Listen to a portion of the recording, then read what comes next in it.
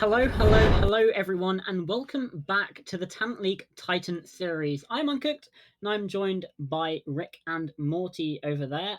My camera broke, which is why you're seeing a static picture. Very stretched static picture for sure. Hmm. Well, Uncooked, I am very stoked today to be back to cast a game of the Mm. Titan series. And not just any game, it's going to be the winner bracket first round game between the one and only Team Pretorian and MaD5. So, would you like to care and elaborate anything on these teams? Well, obviously, you you said the one and only Team Pretorian, and that is pretty justified. They won the most recent series of Talent League, and in other leagues around Europe, they are currently doing pretty well against even some tier 3 teams, and it's these guys are doing pretty well for themselves at the minute. So they definitely seem to be the big favorites again, especially against a team MaD5, which I'm going to be honest, I've never seen them play before. This is a French roster, and they've basically seemingly popped up out of nowhere, sort of similar to the start that Puffy 2 Colossi had last Titan series. They were a team that no one had really heard of and just sort of out of nowhere winning the qualifiers. So yeah, it's gonna be. I'm my interest is peaked in to see what MaD5 can do, especially against a giant like Pretorian. Well, certainly, winning all of those tournaments would have to make them the most feared team in this tournament for sure. So far, we do have the bracket, I believe, should be on display. If not, I will just explain it. So currently, we have winner bracket round one with Pretorian and MaD5, and then on the other side of the bracket would be Machine Soldiers versus Maestria. Now, Machine Soldiers versus Pretorian, if that were to happen, that would be very nice. I believe I observed them the last time that they showed off, and now we might see them go face to face again. But just to recap on yesterday's game, um, there It was Group was A. Laburnum. It was Laburnum Gaming versus Team Invictum, and it was won in 2-0 fashion. And Laburnum picks two maps, Oregon and Chalet, 8-7 and 7-4. So pretty good for them. And just so you know, to tune in on Friday, there will be a game between Goldinis and Aura Esports. And of course, don't miss it. So, onto the map bans. Uncooked, would you like to talk about it? Yeah, absolutely. So, going through the map bans one by one, we have honestly seeing Skyscraper banned out by Pretorian isn't that surprising to me. They haven't really wanted to play it in certainly other leagues as well, and obviously it being one of the newer maps, maybe they're not quite as confident on it. Clubhouse as well does seem to be a very good map for Pretorian, so I think MaD5 are kind of banning against Pretorian rather than for themselves. Theme Park again, Pretorian banning that one out, which is again one of the newer maps. Bank as well going, and then the first pick, Oregon. It's a staple of Tier 4. It's a staple of Siege. Every team should know how to play on Oregon. So this is where, MaD5, they really can get their feet into this series. They really can hit the ground running because of how simple of a map that Oregon is. Then we have MaD5 picking Chalet. Again, it's one of those maps where teams tend to know how to play Chalet. Obviously, there are being some innovations right now, especially involving that basement bomb site. But in general, it does seem to play out pretty similarly. Both of those maps favoring the attack, you would say. Although, again, dependent on the teams. Villa and Border going out as well to leave us with Cafe. I think that's just personal preference between the teams. There's not really much to see there, but Border again being one of the newer maps. So these teams, they're kind of going with maps that have been here a while. The only one that would really stick out from that is Chalet, and even then, that has been in for over a year, maybe even like 2 years at this point. So again, since the rework, that is. So all of these maps should be able to play Cafe as well. Pretty similar style. The attackers, most of the time, top down take, top down clear.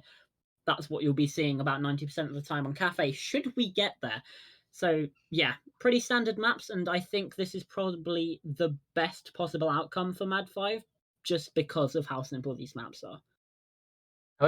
Just to touch on that point there on the on which maps are attacker defender sided. I would say definitely for sure that Chile is very attacker sided, and especially after they included attacker repick, that was extremely important to shift the meta around. I think a lot of teams in Pro League and at all levels of play suffered, well, not suffered, but more or less had to like adapt when that happened. And as a result, we might see a very interesting gameplay on Oregon and Cafe, which are traditionally very defender-sided maps. But when you can repick off onto the exact operator you need to counter a defense, well, there you go. Then you have it going. Yeah, And absolutely. absolutely. And as for well, actually, no, would you like to go on? I think you were going to say something important. Oh no, I was just agreeing with you. Sorry. Okay, good, good, good, good, good. That's important too. Anyway, I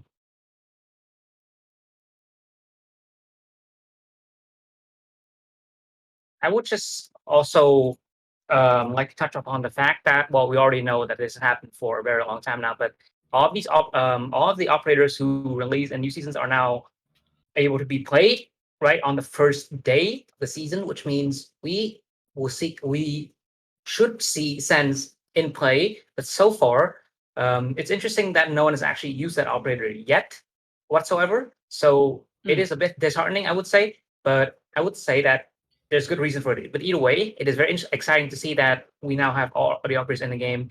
And do you think that we might see Sense today? Just like a bit of trivia topic, but interesting to I know.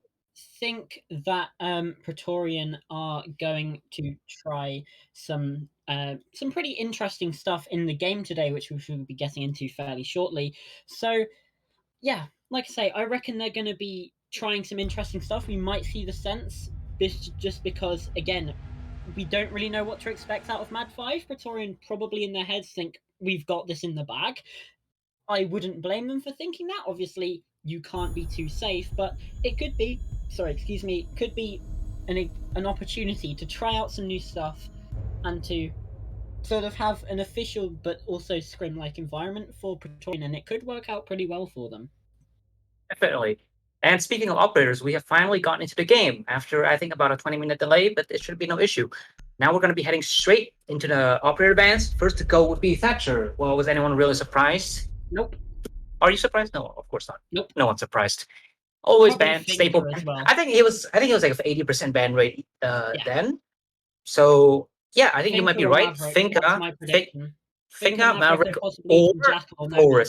Flores. Flores as well, yeah. That's sort of my sort of like pool of other ones. But That's yeah, Flores. Flores. There you go. Of course, it's a stable ban on Oregon because the entirety of the Oregon setup downstairs in the basement revolves around holding elbow with Yes. the shield. And of course, That's where if Sense you could don't come in ban useful. Flores, you have to play mute. But then you have to like replace another operator, which would disrupt the strat book. So of course, it makes sense for MaD5 to get rid of that operator and allow him to play the traditional utility gameplay. But what my ban is also very interesting, but at the same time, it is understandable because a lot of teams they don't actually utilize Wamai that much anymore. I mean, of course, he's still being played, but we do not see him as prominent as we did before in the past. Kate goes hand in hand with the Thatcher ban. I mean, of course, it's pretty obvious. Like you cannot play Thatcher. You cannot play without banning Thatcher and Cape because otherwise one of them will be extremely powerful against the other. Now, that though means that there's a Finka on the board now, as we all know right now, because of the LMG and all the healing. Finka is now the most picked operator in the game, I would say. And that is quite interesting. Well, except for Jaeger, we're talking about attack. Anyway, with all those operators in line, we do have a lot of explosives on the side of MaD5 as we head into this. 2 grenades on Iana, 2 grenades on Maverick, 2 on Ash, 3 on Finga, 3 explosives as a whole. And then all of those utility on Sophia as well. It's quite a stacked setup, although it does mean that, oh, there goes the Ash off to the Ace. That makes sense, to be fair, right? They did not have a real RPG before. I mean, if you could make do with Maverick, but not so much in the basement.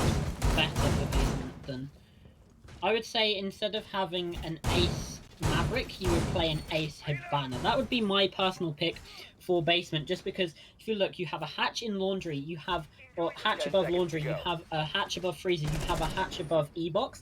That is 3 hatches, perfect for the utility that Hibana provides. They can't be impact tricked as well, which is another important thing, which means there is still 6 pilots for the Hibana to use to let out. You also have the Ace as well for opening things up downstairs. I would bring in the Hibana instead of the Maverick because she is the queen of hatches, and there are quite a few to open on this basement side. But who knows? If Zyken is really good at Maverick tricking, then I would not question that decision at all. Now, there is Forever who is playing inside a big tower, and they are trying to make an effort to clear him out. So they throw in some drones. It did miss this round, but there goes Forever. He's already off of it, putting in some early pressure, but now that they have checked it, they should not worry about it at all, which will allow MaD5 to push into the map and go for a take. Now, the thing is that there's no one roaming whatsoever, which means the entirety of the first floor is real estate, and with the Nomad in play, you basically don't have to worry about a flank at all. Just pay attention. Just watch some drones. Either way, this means that MaD5 have a lot of time to think about how they want to open this site up, because there are a lot of ways to do it, but also with so many defenders on site, it means that most of the defense is stacked. And that is a very bad place to put an air jab, because, you know, as you saw it, Colts walks up and shoots it. So, not very ideal. But either way, that would mean that they have to now worry about their flanks more closely. Neki, he does not go for the hard breaching in the side of elbow, as they have not taken it yet. He goes for the hatch first, although that does mean that he now has pretty much only one ace utility left, and that might be a bit concerning. Yeah, that's very, very concerning for me at least. Something else that's concerning is that MaD5 have been given all of this map control, and they just haven't really done anything with it. It's still taken half the round to even get into bunker, and this is where the smoke canisters of Dano can come in so important, just wasting that time. And I mentioned as well, this is where, on the basement attack, the Sens could come in important. And speaking of coming in important, Forever does take down X-Solar. That's your Zofia off the board. Not too sure how much utility they were able to provide, but it will certainly be no more. And Cole's pushing up the rear stairs, able to take down JFK, picks up another in Kaneki. Oh my and God. Now it's a 5 versus 2 for Pretorian, and they just have so much control. Make that a 1 versus 5 as Prax has all of it to do. And it's a flawless round to start us off. Pretorian, they hit the ground running, all foots on the gas, no brakes. This is something Pretorian are just on another level right now. What was the entire point of all of those if you just get killed like that? It was mostly just gunfights that came down, especially from Colts. He just ran up and killed everyone. And I'm just like, and I talk about at the start of the round, I said they had a Nomad and they should be watching their drones. And then in this case, they just kind of neglected it and they allowed Colts to just walk up and kill them. And it's like, again, that air jab, like getting shot at the round, as I noted before, that was incredibly crucial to that flank happening. So, you know, I hope that MaD5 have taken some lessons out of it and should play Nomad better next time, you know? Just know where you should place them, at least. That would be a good start. Either way, we're off to the next round, and they're not playing Nomad anymore, so we don't have to, well, at least they don't have to worry about a misplaced air jab anymore. They do have now, well, they switch over to the Iana, so that's good. That's because the Iana is very good at pretty much basically everything, I'd say. She can counter a Rooney, she has 3 explosives, and the ARX is just a really good weapon, of course. So, you know, they have a lot of good utility in their hands, but getting Spawn so early is absolutely not ideal. I think that was like 5 seconds into the round. It felt like a lot earlier in the round too, so it was quite concerning, especially for the Finka to go out. That was one of the most influential operators in the game, and she's gone. And so he does compliment it was a nice shot, but either way, this is a very neat angle from Forever. They might not check it, and they have to go in, and the grenade goes up, and it does not kill Forever! How does it not kill him? He survives and gets away with his life! Such a nice throw there from JFK, but it's just so unfortunate that he somehow survives it. It's unbelievable. Bombi's playing so very close to the wall. Oh, and he doesn't see anyone through the hole, but they know that where he is, and he has to fall back. He has to get away, but he does not survive. Zyken takes him out to make it a 4v4. That's a very good opener, but also a bit of a miscalculation from Bombi to play so close up to the wall like that. Because if they open holes like those, you know, you cannot get away with the life. And now Meki also got a kill onto Forever, who was 1 HP. So he simply finished what JFK could not finish. Now we are down to a 4v3. Finally, MaD5 have their first man advantage in this game.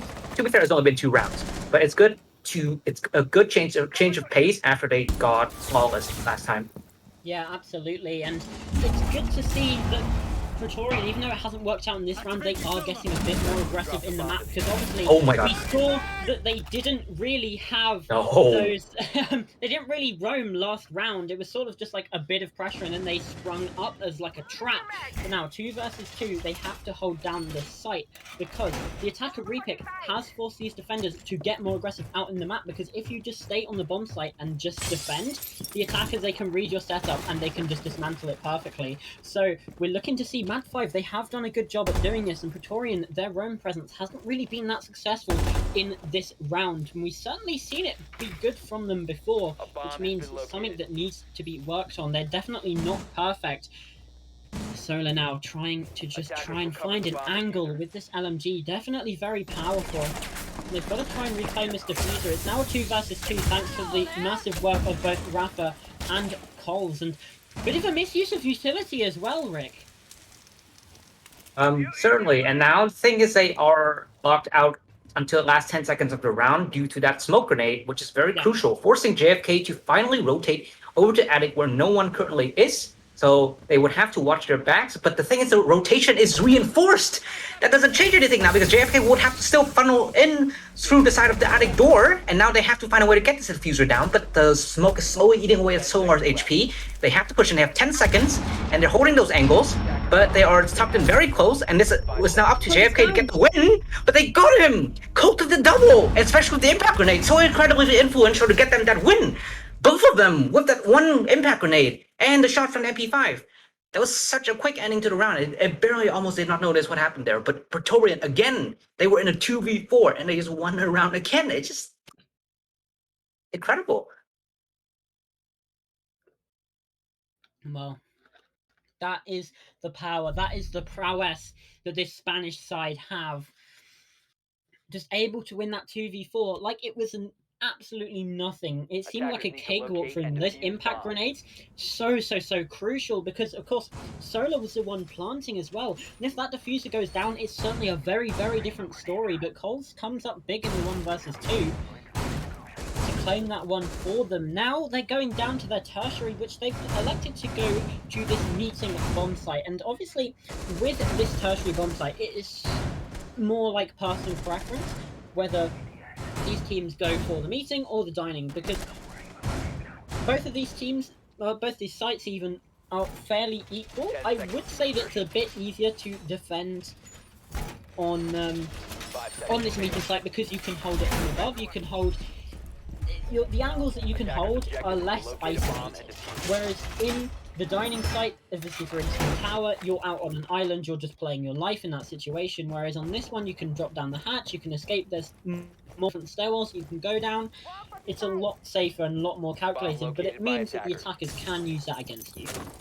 And for one will come the change with the OSA now in play. We have not seen the fullest extent of that operator being used so far in at least most leagues. So it should be interesting to see how it is done, especially from the side of MaD5. They are down 2-0, so that would mean that they are trying some of the more innovative strats. Let's see if it works out. Now the thing is that Pretorian are playing upstairs more heavily than they are playing downstairs, especially with this Azami in play. That means they can create a lot of artificial barriers so very quickly. They're essentially just deployable shields at a go, and she has 5 of them, which is very good. And now the thing is that they are going to attempt to open up the wall into meeting, and that mute jammer would not be a problem. Very quickly shot out the Maverick, playing to the fullest extent here, and that wall above being opened up. The thing is, Rafa is playing very close. He's trying to play aggressive. Getting the shotgun out in the face of someone would be their death sentence, but no one is challenging it yet. MaD5 playing their time very wisely, and again, of course, watch your flanks, because anything could happen at this moment. Yeah, absolutely. The problem with this main wall getting opened is that as soon as they use that Maverick, the angle can be used against them. Obviously, because that is a little bit elevated, it is a pretty good eye line for one of these defenders sitting on that slightly lower level below the stage to get an angle onto your feet or anything like that, which would mean it's a lot more dangerous to try and open up this main wall. However, they have gone and done it now. About half the round to go, and Thrax is sneaking up the backside of them, but Bombi is aware out from Armory. The top-down angle goes in the way of Pretorian, and that's the opening pick, and that's your Thinker gone again. Opening pick twice in a row, and Coles doubles down and to the Zofia. So that's no more LMGs for the side of MaD5, and now they are having to scramble a little bit to try and get this gone. The smoke grenades just trying to burn out the ADSs, but really this should be a Pretorian round. It was like next level game sensor from Bombi to know exactly where the Thinker was. I didn't see any of the cameras, I'd say, but that is an unfortunate grenade. Zaykan almost kills himself with that, and now he is down with the utility. So definitely not promising for this MaD5 clutch. So they do have a lot of guns, but the thing is that they no longer have any real explosives, I'd say, maybe except for the map torch. He might be able to take down that area, but as I say that, Colt runs up and he almost gets a 2-piece, but he gets one and immediately refract, and now he's dead, and so is Dano, making it a 2v3 essentially. But they have 5 seconds, they have to do something. It's essentially 1v3. They've had to protect the plancher, but there's no time. Smoke grenade is gone. Bombi gets a kill onto Kaneki, and that is it. Pretorian of 3 rounds in a row. So utterly dominant in his moment right now, and it's not even close. Well, we thought Pretorian would do pretty well coming into this game, but even I didn't really expect this lack of a fight coming back from MaD5, because these players, you can see that they are very good. They are just making so many mistakes that you wouldn't really expect from a team of the caliber of Talent League Titan series. And I think it's probably the nerves coming up against Pretorian. You think you're shitting yourself, basically. To put it rather crudely, you are gonna be so scared coming up against this team, and I think it's probably that pressure and those nerves that are forcing these mistakes from MaD5, because obviously to qualify here, they've had to beat quite a few teams in best of threes, and with these mistakes, you wouldn't really expect them to be winning those matches. Absolutely not. Now, MaD5, they do at least show somewhat that they can adapt. Because a lot of teams, I would say, they are unable to adapt. Well, actually, as you can see, I was gonna say they picked up over to the Jackal, but as they realized that no one is actually gonna be roaming last time, it was mostly the flanks. They switched over to the Nomad, so that was very good understanding of how things are in this matchup. And they switched over to the Habana. So, like you said before, she's really good on this map, and you were right, especially and they know it. Oh, close one there for forever. He might have got headshot himself, but he's gonna go for it again, and he gets a down and kills him. How do you lose that gunfight? It's incredible. Forever is top. It's pretty much the top fragger right now, I believe. No, he's not. Colt is on top. But they nearly failed to check it. But of course, at this level of gameplay, they did check it, and so good outcome there for them as they get the Rooney out of there. But now they are gonna have to deal with a 4v5, which is actually not the good outcome that I mentioned. So at least no one's roaming, you know. So yeah, but then again, Nomad. Exactly. So that is an issue. Someone's gonna have to be on drones. That would actually be JFK then on drones. Yeah. And the thing is, the entire life force of this team might depend on him. But there's Mistin. Forever he's on the flank. Is anyone gonna check it again? Solar's gonna walk into a meeting and no one is holding that angle, I believe. Well, at least they are, but they don't know for sure that he's there. There's no drone there. I think there was a yellow ping. I think the yellow ping. I think the yellow ping was somewhere else. Solar is pushing up. I think he's being cautious more than anything, but I don't think they know that he's there. I think he's hoping. They definitely have an idea. Oh, they hear him now. They're coming. Yeah, they hear him now. Oh. Nearly, but they don't know where he's gone. The LMG is still good for it. Solar takes down Forever, and now it's a 4 versus 4. Half the round still left to go, and that Claymore could potentially come in clutch later. But again, you don't have this Nomad. You need to be watching these drones, and for just one man and JFK, it is going to be very difficult. And I thought you said you were going to call JFK John Fortnite before the cast. Rick said he was going to call JFK John Fortnite Kennedy every time. John Fortnite Kennedy. But so far not said that, so I'm disappointed and you're a liar. Fine. I'll switch over, okay? Now, the thing is, it's a 4v4, making it a 4v3 as Colt gets a kill onto Zyken, that is the Maverick gone. And now, things are looking even dire again for Colt. Again, the flank coming out! No one's checking it! John Fortnite Kennedy, where were you on the flank watch? And now there's another player gone, Solar gets a refract, but now a 3v2. Again, everything is still spiraling against MaD5. They have 2 players on full health at least, so they have that going for them, but so do Pretorian. Now they have to get into the site, but all the angles are being watched by Pretorian and MaD5. They are looking for an angle. Dano, he is sitting on that corner with the shotgun, and they know that he is going to be there, so they're going to push, not going to push it. Bombay with a C4 that's missed, and through that angle, he gets a kill. This should allow Kaneki to go for the plant now. There's a player out in the hallway, but he's retreats, and now he has to go for the plant. Here comes the smoke, but he's not going to be able to defend him. It's a 1v2, so I cannot plant. It should be a Pretorian round, and it is 4-0 for Pretorian, and it's, again, just so many mistakes over there being committed by MaD5. Do we expect a 7-0 here? Possibly.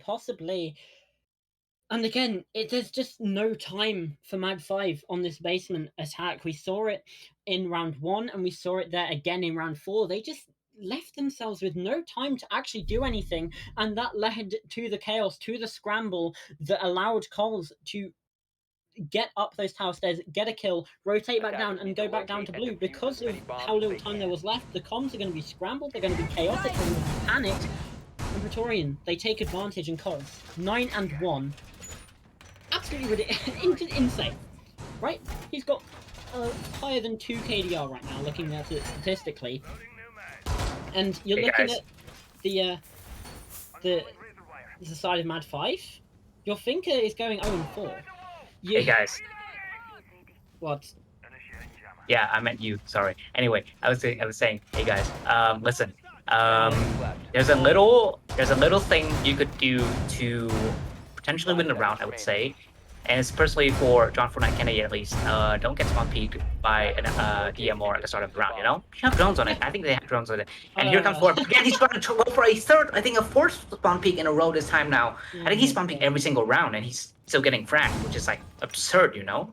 Especially on the Rooney, I think he'd be the one playing support, and the support player is getting, support player getting all those kills. Not what you want to see, you know. Well, but then again, okay, well, just some chip damage. A little bit to be ironed out on the side of Pretorian. And did you see that rotate on the top of white stairs? Usually there is either just a line of sight on the feet holes or a rotate. The entire panel has been opened up here for the side of Pretorian, which is it's a decision. That's definitely for certain. But Rafa. With the SMG-11 on Smoke getting the first kill onto Zyken very early in the round, I don't really know where this pressure was coming, possibly onto a window or something like that, but either way now, that's MaD5 in the disadvantage yet again. I don't think they've had the opening pick one time. Actually, no, they might have had it in the second round, but apart from that, absolutely nothing for them. However, Brax, first kill of the game onto Coles, the impact player.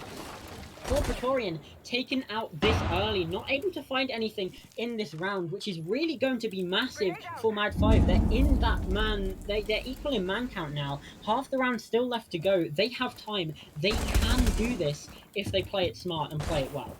That ace shot is so crucial. They opened up the bottom of the wall there in Trophy, and that allowed them to look into Attic, and that just basically denied them the entire position because you saw the Jaeger having to drop and run away because no one can play there anymore. That was such a big play, and the fact that Pretorian weren't able to deny that round cost Colt his life, but as I say that forever, he gets a kill onto Solar. That is the Sophia gun, the LMG taken out of play, and he's playing very aggressive still with this very long angle. Prax is wary of it, and the LMG is singing out to prevent him from swinging the whole way, but at the same time, nothing is getting very done here for MaD5, I'd say. They do have the wall open, but the utility play is not currently there yet. They cannot push in, they cannot smoke it off for a plant because they don't have any. They only have 1 grenade, which is not good, especially with those Jaeger ADSs that can go back up after they've been burnt. unlike before. So very unfortunate there for the smoke to push out and get killed like that. Actually, the mute, but again, 2 kills coming to the side of Pretorian, and it's not even close as all the final kills are blue. That means Pretorian, they are so dominant right now, and the Jaeger with that double kill, absolutely incredible, and great recoil control, of course. By the way, that guy no longer has recoil. Everyone play it again, please. It certainly does still have recoil, but No, Bombi, he's just cracked on the sticks, and yeah, playing the Jaeger again. They're going back to this meeting site. It worked out pretty well for them last time. And again, MaD5, I want to see a punchier push. I think, honestly, a rush could work. It's not very easy to rush on this site. Maybe the green window would probably be your point of ingress, but that is still, you know, a last-ditch effort that would be required. But honestly, it could work. Just catch Pretorian by surprise, and just I also hope they don't spawn peek you. Coles has moved off of the Melusi once again for this round, going on to the Azami. So this bomb site, clearly there's a different style of play here. Forever has moved off of the Rooney onto the Melusi as well. Have you noticed that Azami has been getting picked very often in Pro League and at every level play right now? And I think that was really expected. Everyone knew that she would be extremely powerful, and she was extremely powerful. Unlike some of the last time, like I think this is like the first time in like a very long while that the Rainbow Six Siege community has accurately guessed how strong an operator would be. Like they thought, oh, Tachanka would be so OP, right? After the rework, they thought They thought Flores would be useless. They thought Zero would be like incredibly strong, and he's just very mid. So, well done, Rainbow Six Siege community. Now you have one of the strongest operators in this game. Oh my god, I can't believe it. Literally a rip-off Viper, and he's so good. And now Colts, he's on it. He's been on it, I think, for 3 rounds. I don't know, 2 rounds now. And he's been able to make the best out of it with all of those essentially deployable shields. There comes a run out from not sure where. But the thing is, on the side of MaD5, they are playing Nook. Yay. We do love to see a good Nook play, especially since we've seen her pick several times in Pro League because she has those 2 grenades, and with her utility essentially making her a Kavira on attack, she's actually very good at she actually has silent footsteps. So she's big visual and cat. She is a combination. And the fantastic thing about that is that is good for someone who is playing a more lurker role on entry, you know? So not exactly Ash running and gunning, but someone who just goes around in corners and kills someone. As that grenade kills Rafa, he's gone. A smoke grenade. Fantastic toss there from Zyken. And the Bombi wanna push into Attic to try to keep hold of that location. But the drones are spotting him out. He is a bit hesitant, but he will do his best. Though it is now 4v5. I think it's been Pretorian, they have not always been entry picked, but this round they have. But that doesn't mean that they can't turn it around, especially with Cold still alive. He has been. They definitely are, and now that might be a bit problematic. Yeah. They might lose their drones as well. And now every player on Pretorian are holding their position on site. This could be a bit of a tricky attempt at an execute here. Yeah, absolutely. They do have the man advantage. They can afford to just play the trades, but you still have 2 Pretorian players upstairs that are able to provide at least some sort of overwatch and provide some sort of damage to this execute. The smoke grenade comes through. It's just baiting out the utility and the gunplay. Oh, Forever. The plant is starting, but Forever, he's absolutely coked up. Just oh my god. Nearly takes down 2. Traded out, and actually MaD5, they're 4 versus 1 right now. The frags just keep coming in, and now it's all down to Danu. The SMG-11 takes down the diffuser, down Solar as well, but Zyken is there. 3 kills in the round, absolutely massive. That was very scary, but MaD5, finally they get around on the board. Finally they're able to do something, and now they switch over to their defense, which in this map, at least, in this game, has been the favored side. But is it a defender-sided map, or is it just a Pretorian-sided map? Time will tell. Important recovery round there from MaD5. They needed that. If they had gotten 6-0, that would have been basically done. It would have been the 7-0 I mean, 5-1 is still pretty difficult to come back against. It is pretty difficult to come back, but a lot of teams have managed it. It does happen quite often. When a map is singularly one-sided, then it does happen sometimes that a team would be down 1-5 on the unfavorable side, and then they win 6 rounds in a row.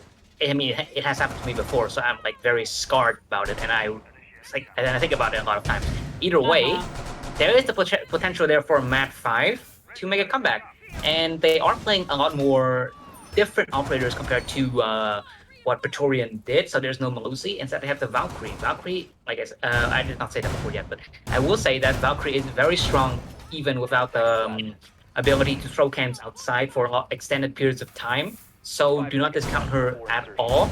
And you know, seeing her played here would be interesting, and let's see if MaD5 can do anything about it. They have an extended hold over to the side of Armory, which means a lot of grenades will have to come into play for Pretorian to get rid of its position, preferably from below, I would say. It's quite a safe bet to try to do so from below, as long as they get some drone intel to get rid of this player. Now the thing is, John Fortnite Kennedy, he is holding his position. He's trying to swing out over to the window where the player is, but they are not there yet. They do hear the drone. He does hear the drone getting thrown in, and he's gonna jump out and get the drone. He has to jump back in, and they know where he is though. He's gonna get wallbang and instantly refrag. Good read there from Pretorian, and the grenade from Donna will get him as well. And that is a 4v3 now, in 4v2 actually, as a quick kill is being made onto Solar. And now it's just Prax on site. Neki has to go in and help his teammate, because otherwise it's just going to be very quick. Actually, no, Prax is not even on site. The site is literally free. Pretorian, if you drone this right now and you see an empty site, just go for it. And they do know that there's only the Valkyrie on site. It's just the MPX, go straight for it. Donald's getting lit up by the Jaeger. Prax is trying to kill for fight, and he's gonna lose it to Bombi with the OMG. So incredibly powerful right now with that gun. And now he's gonna get taken out from another angle by Donald. He does not check it as he runs across. As a certain guy once said, "Why are you sprinting?" And that is why he was sprinting, because he was gonna die to it anyway. So not really any chance of a clutch there in the end. And Pretorian, well, they did not collapse under pressure whatsoever, as we go up to 6-1 in a very decisively short round was map. So quick. That round was so quick as well. Well, MaD5, they need these next 5 in a row just to secure overtime. There is no telling that Pretorian could, they could still take it in overtime even if it gets that far. 5 rounds, that's what they need.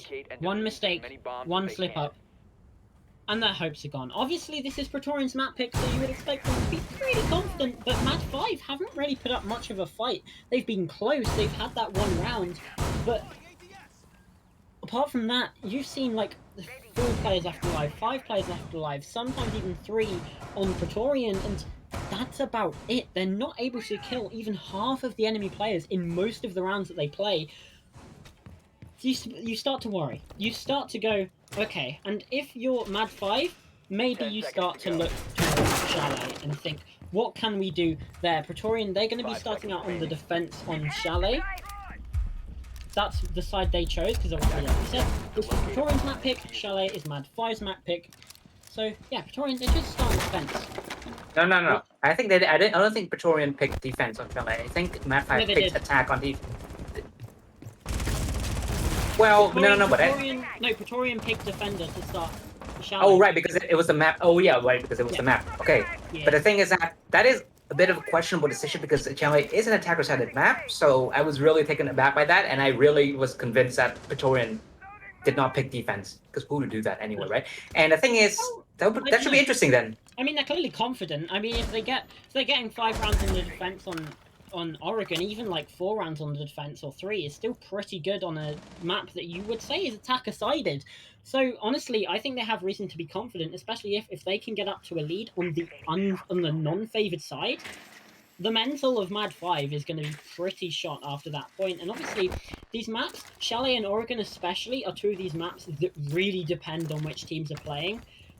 I think those 2 are the ones that depend most on which teams are playing as to which side is favoured. But obviously that's in the future, the present is now, and Pretorian, they get to really do anything against this defense, and half the round is already gone. MaD5, they're in a pretty good position. Pretorian are just trying to clear this top floor. Now they're finally getting towards this mid floor, but no, these ground floor hatches, they should probably be opened by now, and they're not even anywhere close, which is questionable. Actually, this one is already open. Possibly a defender was playing in there before and used it as an escape, so that is at least one positive, but you still have the 2 other hatches. Still, stuff needs to be done. Kaneki, though, does get taken down to some pretty low damage on the other side of the map. That's on the tower stairs. Swinging up with the shotgun now takes a smart decision just to fall back, just to try and let someone else take that mantle, because obviously on that, like, 10 HP, I would say, very, very dangerous. Now, 45 seconds left. It's only a quarter of the round left to go, and we're still in a 5 versus 5, Rick. And the longer that this goes on, the more that it favors MaD5 as the defenders, because of the fact that the defenders can win off time. However, we've seen before, Pretorian, they thrive under chaos. They thrive in these messy, scrappy situations. To anything. Nothing is safe here for MaD5. And as the flashbangs come in, nades as well, it's just... This is it. This has got to be the Persian. Cracks finds himself down. Bombi, though, is taken out by Solar on the backside, which could just be the slight overwatch that they need. Colt, though, is good for the refrag. JFK being taken down. Colt finally finishes. Cracks as well. Solar, though, doing really well from this pillar. Colt is absolutely on a tear right now. What the third? Looking for 4, it's just Solar. He has to ace to win this, keep MaD5 in the game, and it's not going to be able to be done. Pretorian 7-1 in this half to take Oregon, their map pick. Now we're going to be looking forwards towards Chalet. The future is now. Well, I had to get that reference in there. Well, I did not 100% get the reference. I think you were talking about the song from European League, right? Yes. Okay, good. I'm glad we're on the same page. And I know for sure that Pretorian also very glad to have won that map in such quick fashion, because now they can pick up all the steam from that map and switch over to Chalet. And of course, with all of those solid defenses, I would not expect any less out of them on that other map.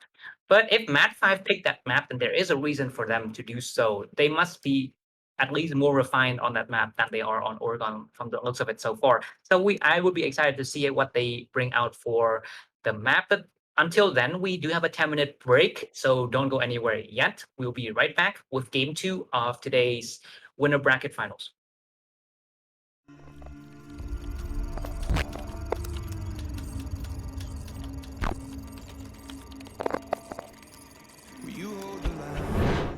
Not going to be ideal, although it did force back the attack just for a little bit longer. A lovely shot by Doki, though. That's exactly what we wanted to pull back with the rotation. Going to leave it, going to leave it open. He's not going to risk trying to reinforce that one off. Now, playing around the cover to try and hide his fullback so he doesn't get caught off by the attack. Now, you've got to be careful with these long ranges. We saw what Bisu were able to do with it. Quick trade going through. Doki able to re-pick that kill up for his team. Oh, and as well as finding another one onto Ethan. That's a lovely triple kill for Doki in this round. So Doki's full white flashed him, but the smoke is just denying any sort of push from Crackpit Bar. Still in that area, and Doki finishes off with 4K from Doki that round. 3 versus 3, make that 1 versus 3. Olsen gets the kill on Slip, and it's all up to F2 on that Dawn. He gets the kill onto Olsen. He doesn't know there's one playing sandwich. He knows where the other one's playing on breach. He gets the kill onto the ace. It's now a 1 versus 1. It's F2, and he gets the kill onto Ava. What a triple kill from F2 on the board. What a pushed in. So Havana already opening things above, and the opener goes the way of Joey. 2 as well, looking for more than just that, but it is a first 3 because of that early pick with that team kill at 3K. Now for Dallas, even more, up onto a quad for Joey as well.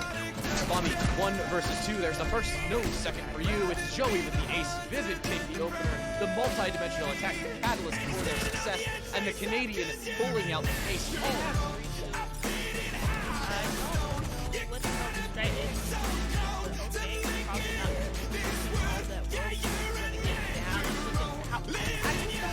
What the hell this strat? Yes! He gets inside their Lasmo! He might get himself a third if he doesn't choke the gunfight. He has to find the clutch juice, and he has to find it now.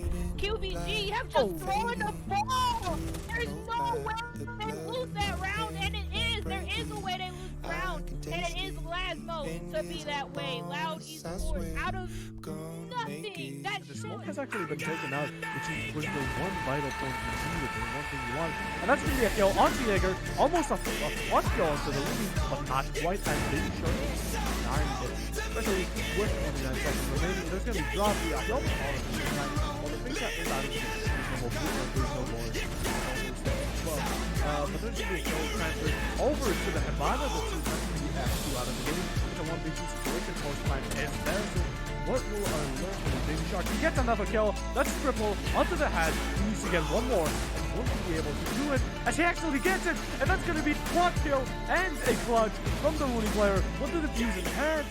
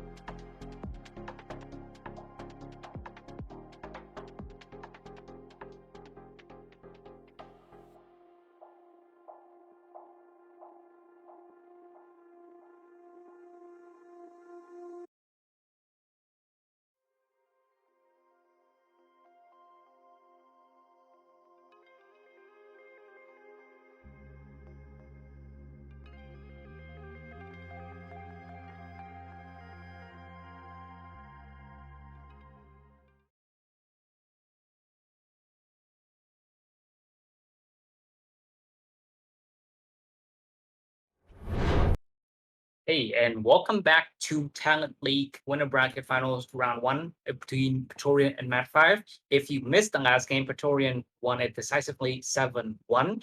And we still have 2 maps in this series, although with how things are going, we might not even see map 3 Cafe at all as we head over to Chalet. Now, I believe the players are nearly ready. Again, like I said before, MaD5 are attacking first, which traditionally, meta-wise, it is better for them. But if anything we have to go by so far is to say Pretorian are definitely more dominant on defense. Sure, it's a different map. We'll see. Now, heading into the map, sorry, no, not the map bands. The operator bands, we'll see the first band going over the side of Pretorian, the attacker band. Who do you think will be got rid of here? Thatcher. Uncooked. Thatcher, of course. You know, I'm not even Probably. gonna question it. It It's could even definitely be. Thatcher. I mean, It's- it might not be. No, but it's- no. It's definitely I'll Thatcher. predict Praetorian's defender ban as well, just while we're here. I reckon it will probably be Kaid. 100%. Who am I going to ban? Unless Quick. MaD5 ban Kaid. It's probably going to be either Maverick, Flores again, very strong, Finker. You could even have like a Finker. Jackal if they want to get out on this map. Nope, it's Forest. Okay. Oh, I tried my best. There was a Finka. And she will not remain in play. So very influential operator. Now the defense ban should be interesting. Like you said before, it could be a Cade, or it could be anyone else really, like a Valkyrie or a Lucio or whatever. But that is gonna be the Wamai ban again. Yeah, this is gonna look like the exact same op bans as the last map.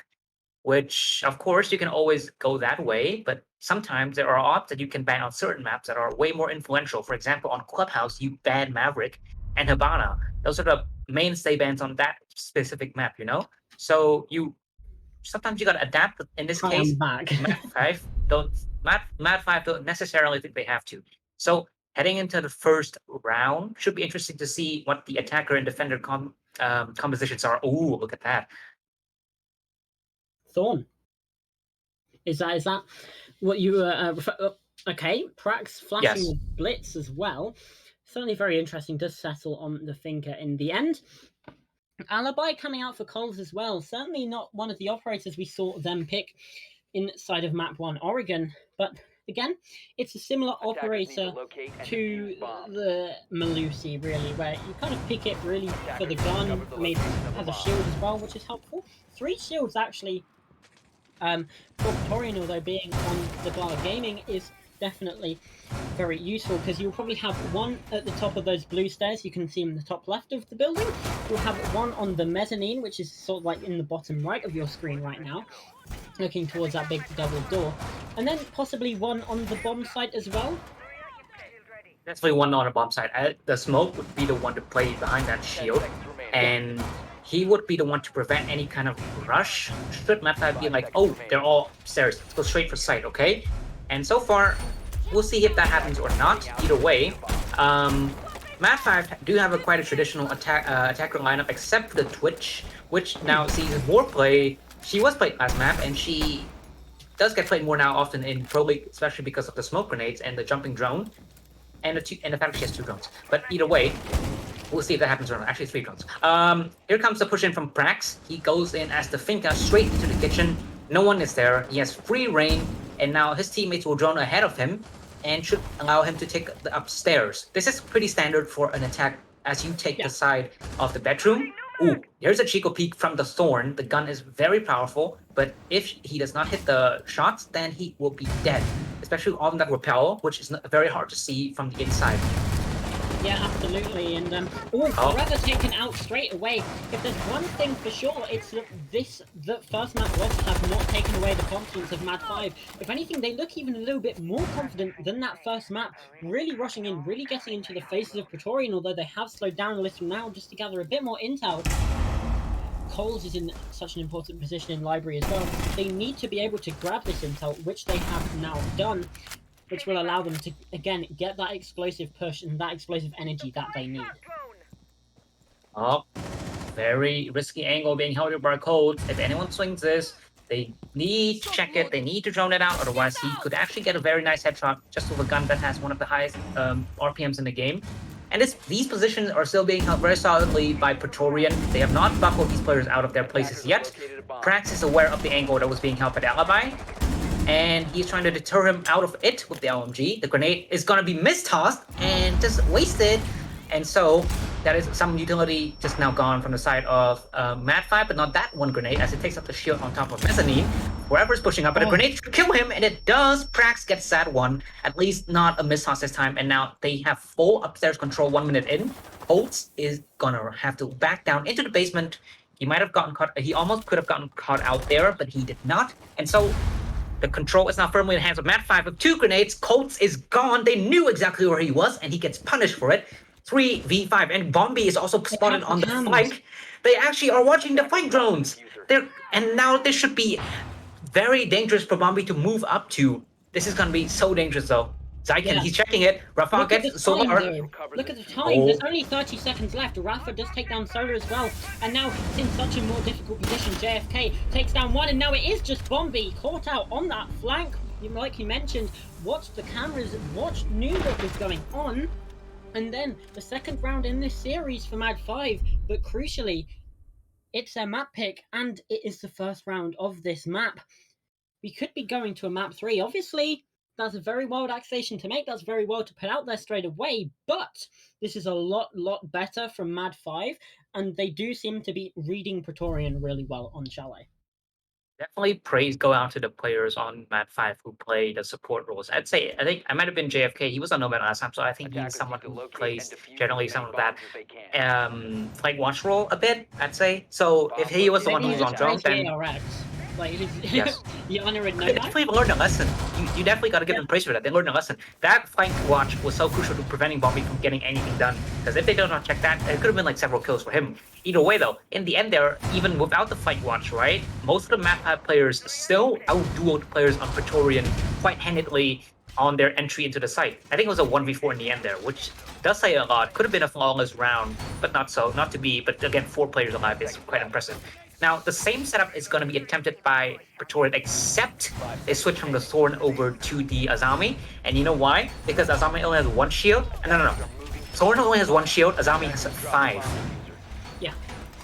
Well, we're seeing Holtz was on the Alibi before as well, hasn't gone over to that Azami. And Danu has ditched the Thorn going over to the Malusi. So there's only 1 shield, but like you mentioned, there are those 5 Kiba barriers available from the recalls on that Azami, but the problem is they do regenerate over time, which means you need to get to about half the round before you can start being super aggressive because of that. And this is something that we saw Tools do last time, which was get really aggressive and sometimes not use all of those Kiba barriers. But JFK takes the first pick in this round, taking down Dano.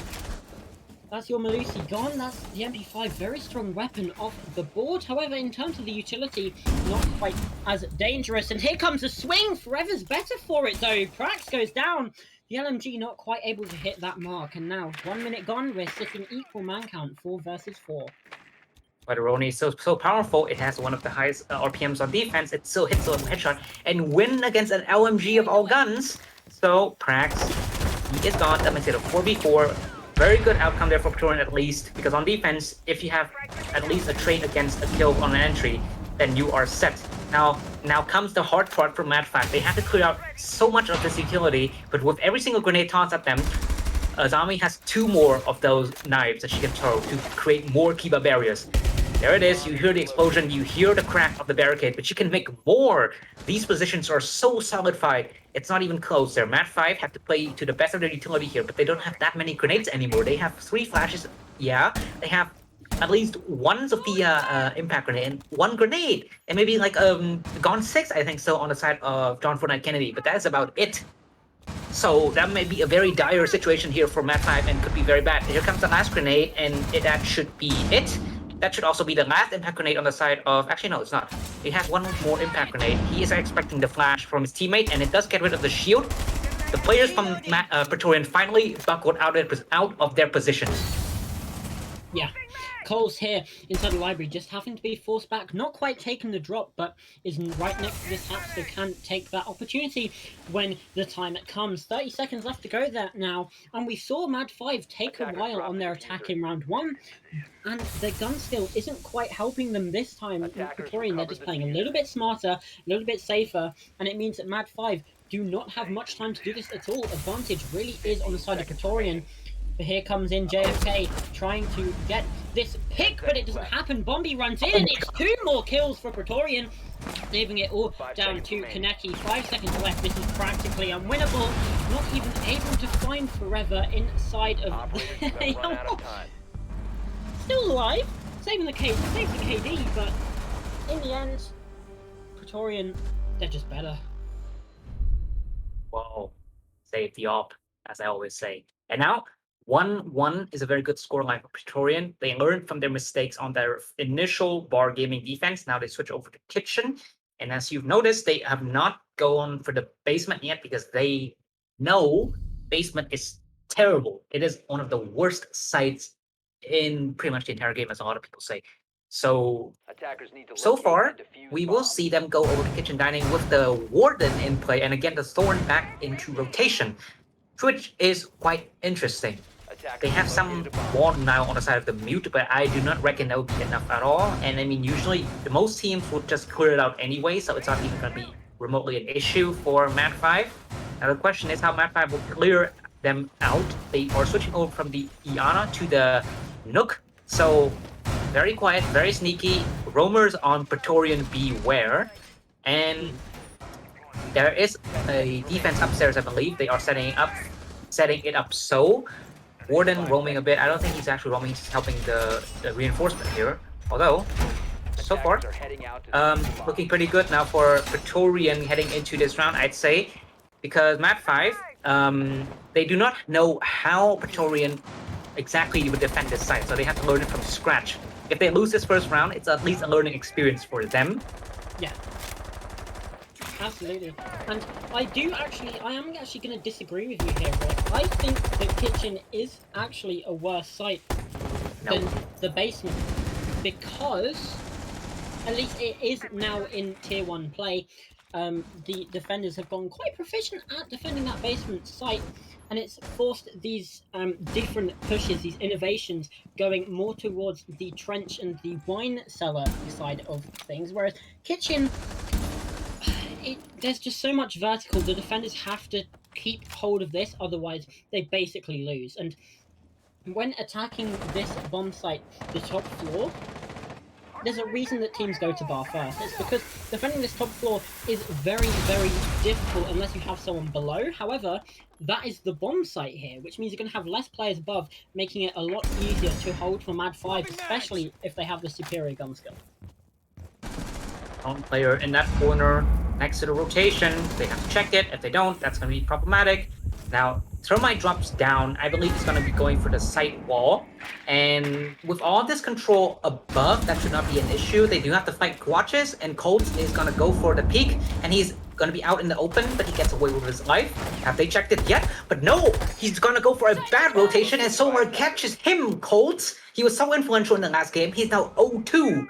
Dano, he is so in this corner, like I said. Someone check him, someone check that corner. If you don't, then you're in trouble. The players from MaD5, they are pushing up into the site. I mean, the top 4 at least. They're pushing into the office, but they aren't aware of that player exactly as he pushes out and he does not get a kill, but they know where he is. He might commit the same mistake, but no, he knows. His teammate warned him against it. Rafa, on the other hand, that's the Warden. He gets the kill onto Prax. The Finka is dead, leveling it to a 4v4.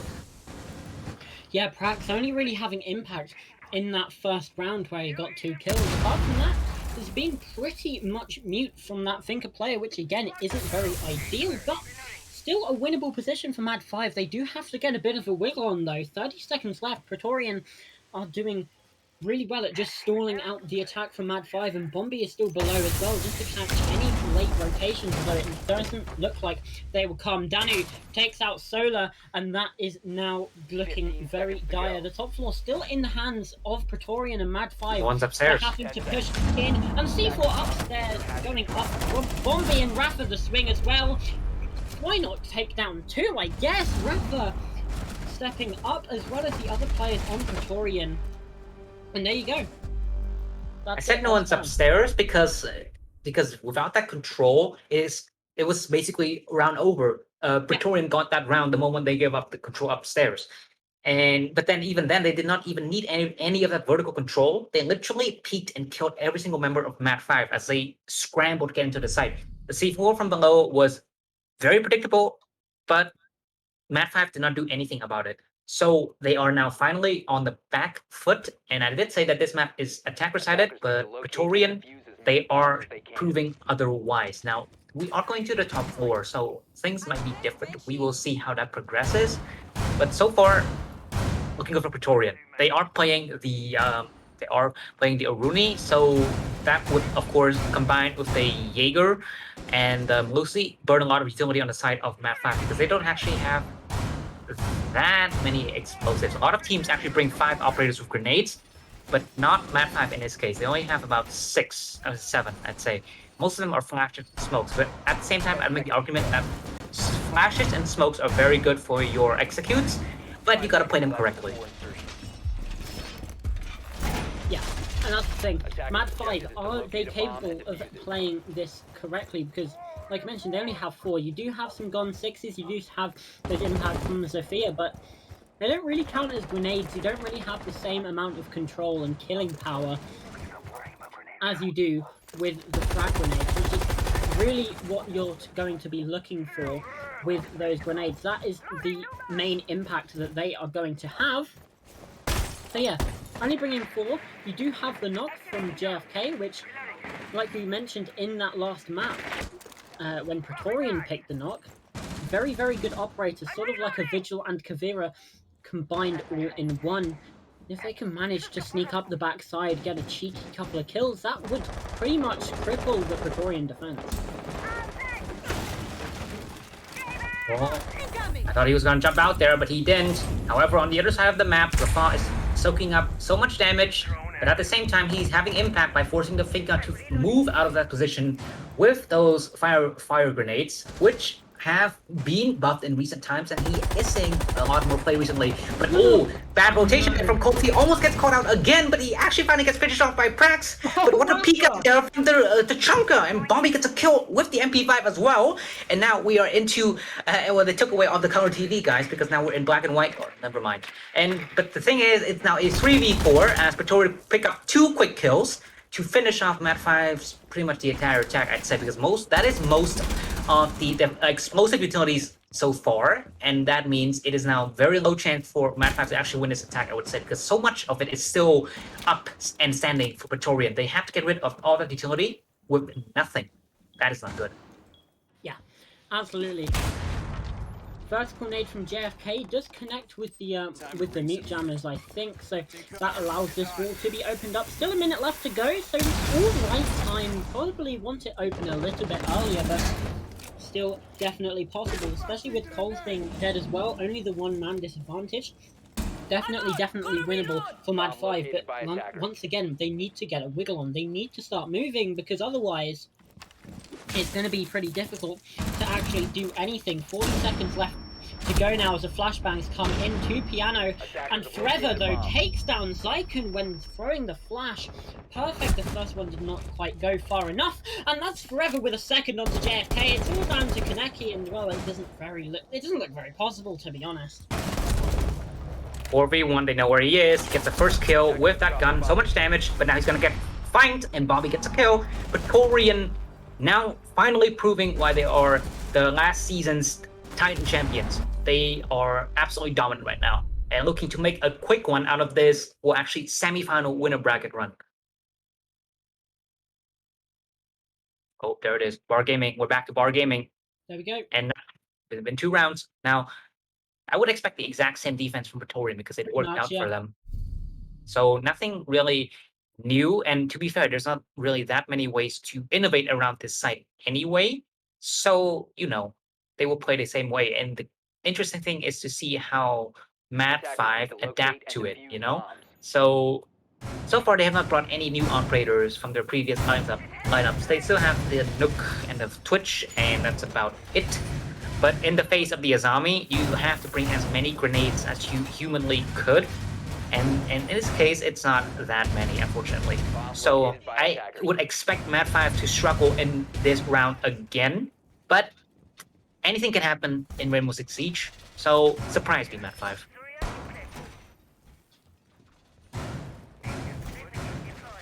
Looking into the action phase, about to start right now. 5 seconds left. And one thing I want to highlight, obviously, Coles, one of the most impactful players from that first map, Oregon, Attackers have dropped the bomb diffuser. seemingly 0-3. absolute here on Chalet. 0-3, like you say.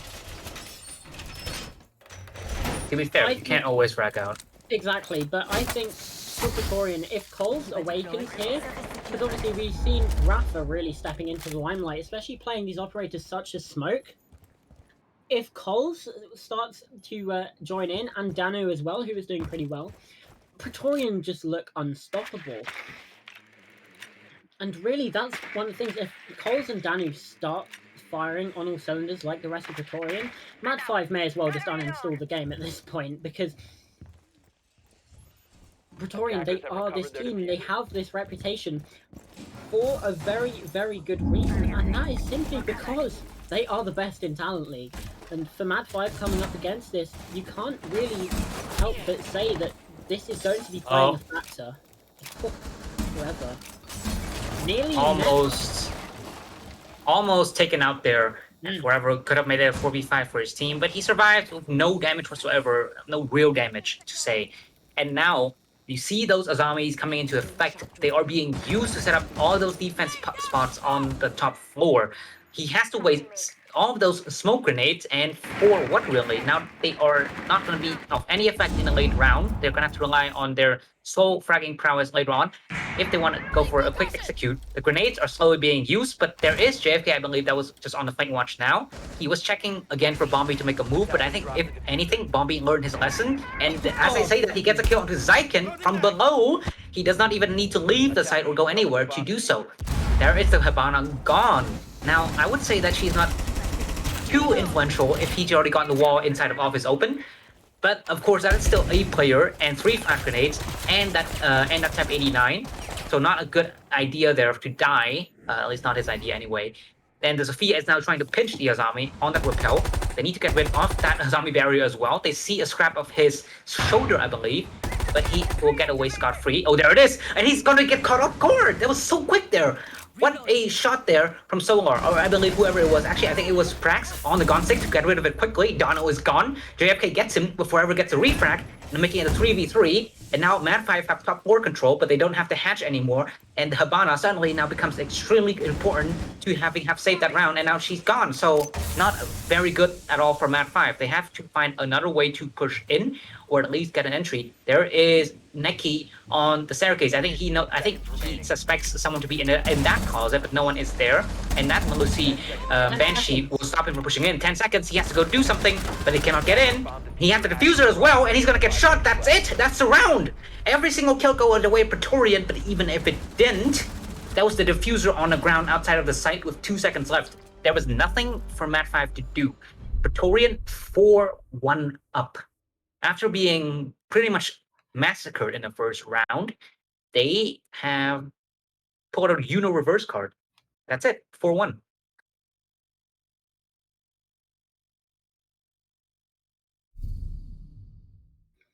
Well.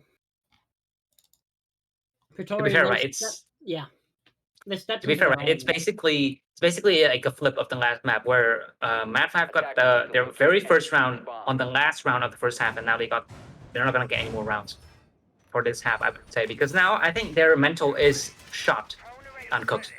Yeah, shot. I'd say that. Especially, this being your map pick, especially, thinking Chalet should be attacker-sided. Only getting 1 round on your attack, possibly 2.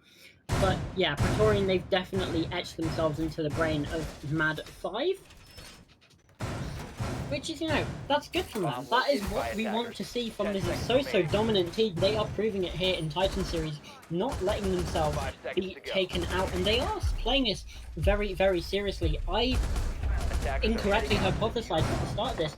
We might be seeing some more crazy plays from them, testing different stuff out, but no, they've acted super professionally. They've done this so thoroughly. It's just like any other match. At least I would say that so far, none of them committed anything that is utterly like idiotic in their gameplay. They have been playing pretty methodically. It's just that they don't exactly have what it takes to move the round over to their side in the end. So again, of course, we're not going to call any of them terrible at all, because if they were, then they wouldn't have made it to time series. But so far, Pretorian are just on a different level. They are so confident. And look at Dano. I think he's going to go for that peak. He is playing very close to the wall. Oh, I thought it was almost a player moving into his crosshair, but it was not. And now, oh, he could push out at any time. He's looking for his second kill. There it is, though. No, not to be had. Prax soaks up a lot of damage, though. That gun does 45 damage, FYI. So actually, do you know what that means, Uncooked? What does it mean? It means it's actually better. It actually is better than the ARX, because it has the same damage model, but it has more bullets and an angled grip. It's an ARX on defense. Think about it. Pretty much, yeah. Yeah, quite nasty, isn't it? Kind of MaD5. Ha ha. And Prax is thrown right into the meat jammer.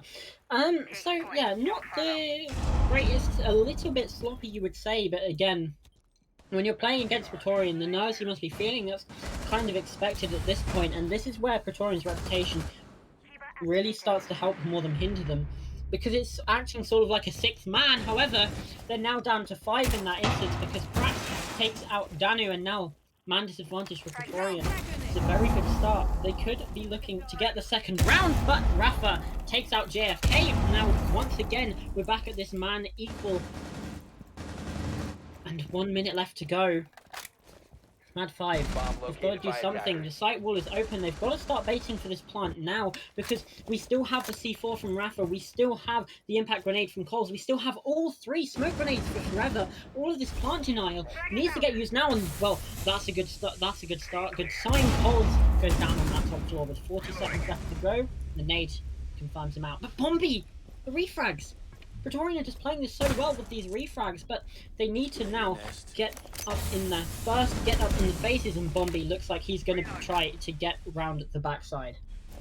The 2v3, you said they had to bait out utility, and they just successfully did that. It's 20 seconds left, and that means a lot of utility can no longer be used. But again, they don't need utility. Pretorian are killing everyone. There's nothing they can do about it. MaD5 had the perfect attacker setup. They had the top 4 control. They could have gone for the point of the smoke grenades, but they cannot do anything. At least they got 1 kill onto the smoke, but now he has to catch in a 1v1. But the mute knows what he is, and there's 0 time left for him. It's over. Pretorian again with the 5-1. He didn't even actually get the kill in the end there. He got off it because he knew that there was no chance for him to get that plant off. Again, Pretorian turning the round on its head by fragging. They don't use the utility like at all. Like they did use it actually, but not to their benefit in a massive way in that round, because like, yeah, sure, it was delayed. It delayed most of the attack, but then they put out their guns and they killed everyone. That is the highlight of those rounds. Kills, not utility kills. Yeah. MaD5, at least admirable attempts there, because I think that their attack there was actually pretty solid. They had the top 4 control. They got the kill onto Bombi. He was not allowed to flank onto Office or Piano. That means they had solid control over the top 4. That means they cannot deny. I think they had a player down in the basement as well. That was where the mute was, and he could not use the C4 against the attacker, and they baited out all 3 smoke grenades. Everything was solid, but they lose the gunfights. The confidence is lacking, and that cost them pretty much going to cost them the series, because it's 5-1. And well, I do believe. Wait. Sorry, go on. Yeah, I was just gonna say, I think the main thing in that round was Bombi killing Solar in that basement, because Solar was the only thing stopping Bombi from getting that late round flank. And that's what happened. Bombi went up those main stairs, and that is ultimately what cost MaD5 the round. Was Solar's death in basement, allowing Bombi to flank up with those main stairs. They didn't have the man count. They didn't have the manpower in that situation to then claim the round. I think how that is quite an interesting composition. You cannot deny it whatsoever. Pretorian.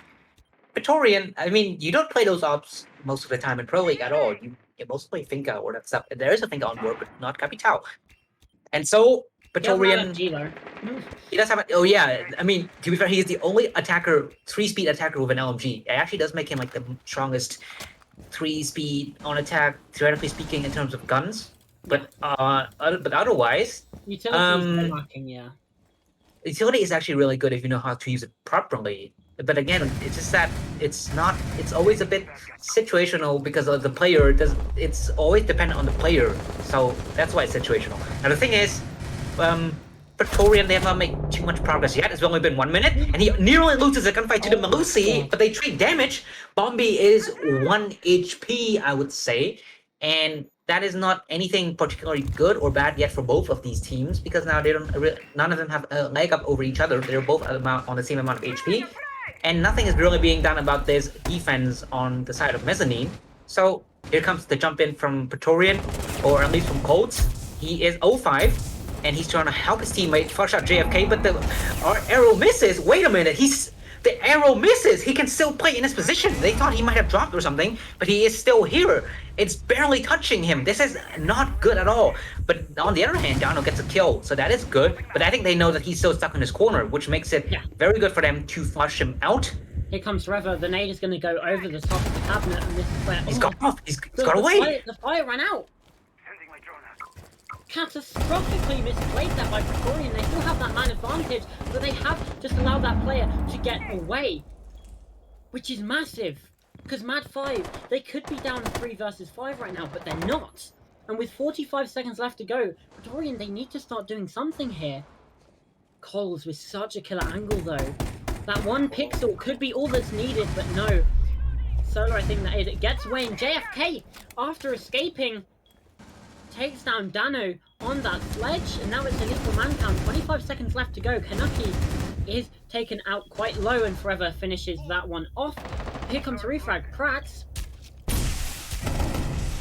Bombi. But here comes JFK once again. Bombi's down as well. It's now 1 versus 1. Prax versus Rafa, and Rafa is above. Prax needs to stop this plant going down. Does he know? Is he aware? No! MaD5, they get the second round of Chalet, just about in the clutch situation. The Prax hasn't had the greatest impact throughout this series, but that is certainly one way to get into things.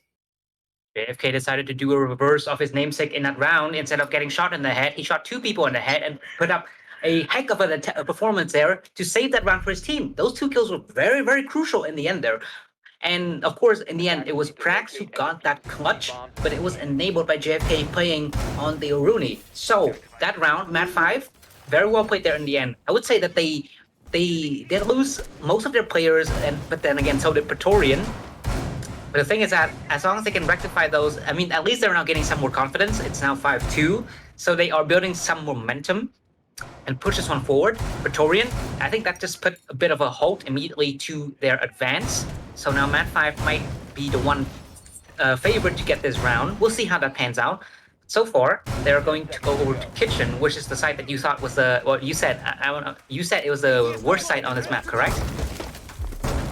I did, and that's only because teams a lot of the time tend to just attack Snowmobile, which is definitely not a favourite attack. I think if these teams, they attack Trench, they attack from Bunker, it's a pretty easily winnable round if the defenders have the wrong setup. But if the defenders have the right setup, they're holding from Kitchen, holding over that side of the map, doing everything that they can to...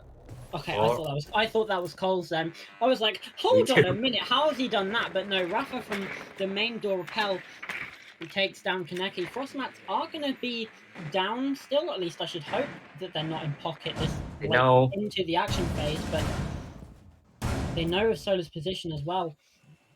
Praetorian, they don't seem phased at all by that first round's, or the 7th round even.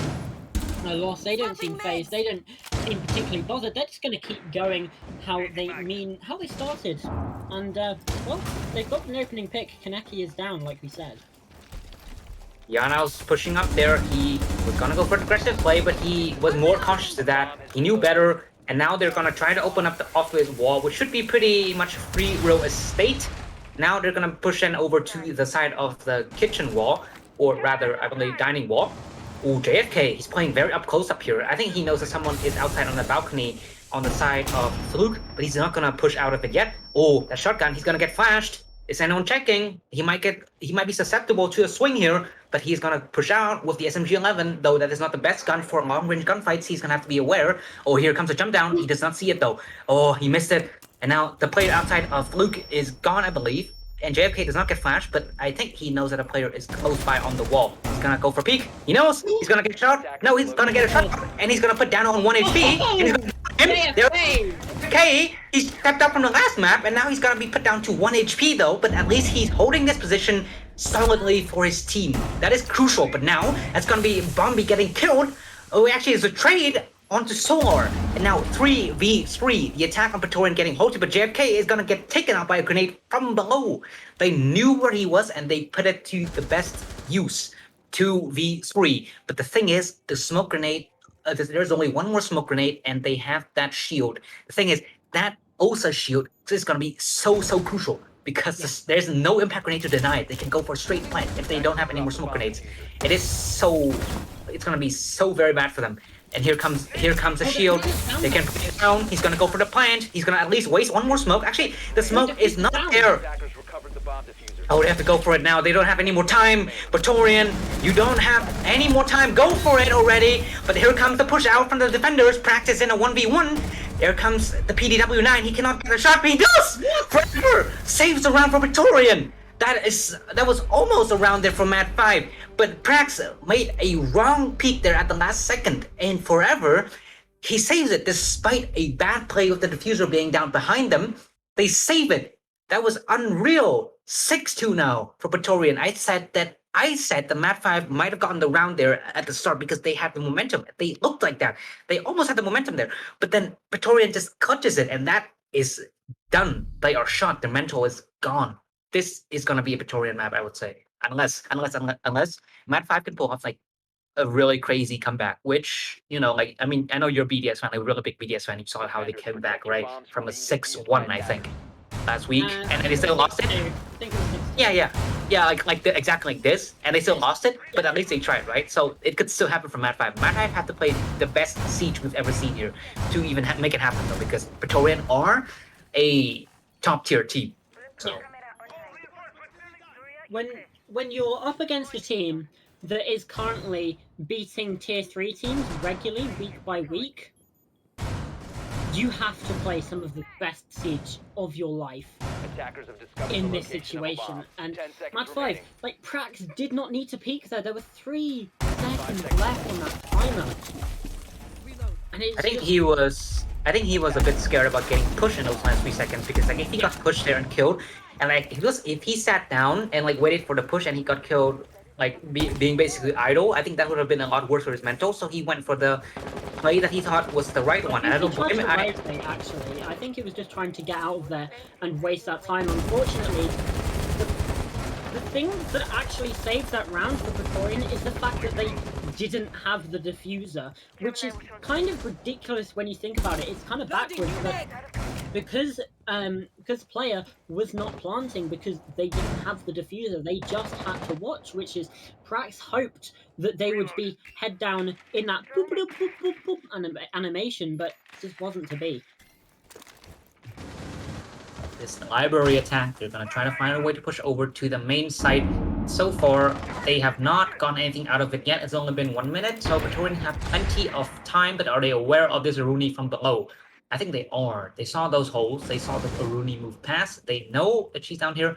And the retreat of MaD5, they're going to run back to the kitchen side. But this is not a kitchen defense. This is a top floor defense. So what exactly can MaD5 muster here? Prey is in the basement. Ooh, that's interesting. He's up. He's prepped for a flank. Is anyone watching the drone, though? That's a question. Yeah, that is the question indeed. Now, half of the round still left to go. Pretorian still sitting with 5 members alive, as are MaD5. So no deaths coming through just yet. And that position from Prax is going to be absolutely massive, because despite it leaving a lower man count on the bomb site, if you can time that flank correctly, it would be everything, and it would potentially be round saving, and depending on where this game ends up, game saving. But like I mentioned, it has to be timed correctly and it has to be done right. There are no second chances now for MaD5 before they get sent down to that lower bracket here in Group B, because obviously we do have a double elimination system in our groups. The swing from Zyken not quite there. However, Trevor is taken quite low. Prax, here he comes up these blue stairs. Is there a drone? Is anyone watching it? I don't think so. Nades come flying through as well. 30 seconds left. And MaD5, they just have to hold on. However, the plant is coming down. Bombi takes down Prax. They were watching the flank, and Danny takes down one as well. It's 3 kills on the board for Pretorian. Make it a 4th, and it's a flawless round to seal the deal as quickly as it started. Pretorian, they take down MaD5 in this match, in this best of 3, and they move to the upper bracket final of Group B against the winner of the next match on Saturday. That was like a total of three rounds in a series coming out of MaD5. That is just crushing. That's just a different level. What a game from Pretorian. There's not even anything to really express how that ended. And that was really quick. That was I think that was like an hour and a half in total, for the entire series. That's just, wow. And there's not much to say except for the fact that both teams, I would say, were playing pretty solid Siege. They were playing pretty methodical Siege and very by the book a lot of those rounds. But at the same time, it just came down to who was better. Pretorian was better. They won all their gunfights. They won all of their confidence games. It was just a different level. I think the only round that MaD5 got on the defense was a 1v1 clutch. And I think that was mostly because the Maverick was one that down to like very low HP. Again, that entire round, just one. I say 1 in 10. That could like 1 in 10 chance there for MaD5. That means very unlikely to happen, but it did happen. And so, unfortunate now for MaD5 as they get knocked down to the lower bracket, and we will head to the next series, and hopefully we might see the Machine Soldiers play against Pretorian and give them a real challenge in this tournament. As for an interview, we will not be having any, unfortunately. But on the next play days in a very competitive match, we might have them. Usually, like if you get like a very competitive game, then it would be even better to get those interviews. But I think that would be it for us from today. Do you have anything else to add, Uncooked? I just want to apologize to MaD5 for casting them a couple times, going, "Oh, this could be the start of something," and then Pretorian happened. There were obviously some unfortunate situations, like we pointed out. You had that failed rotate in round 8 to propel Pretorian onto map point. You have just small things, and that's the thing. There were a couple big mistakes from MaD5. We're not going to hide from that, but a lot of the time it was just small, tiny little details that caused the whole thing to fall apart. It's like a Jenga tower in that aspect, which is really unfortunate. MaD5, if they can just iron out those little kinks, I reckon, against who they're playing. Well, they're either going to be playing Machine Soldiers or Maestria in that lower bracket semi-final. Whoever they play, they are hopefully going to take a real punching to if they can just iron out those little things. Absolutely. And it will be interesting to see how those matches develop. But otherwise, I myself don't have anything else to add. And if you don't, then that should be it for today. And we will see you next time, I believe, on Friday for the next matchup between Godinis and Aura. Until then, I'm Rick and Morty. I've been casting with Uncooked. It was a pleasure. And we will see you next time. Bye.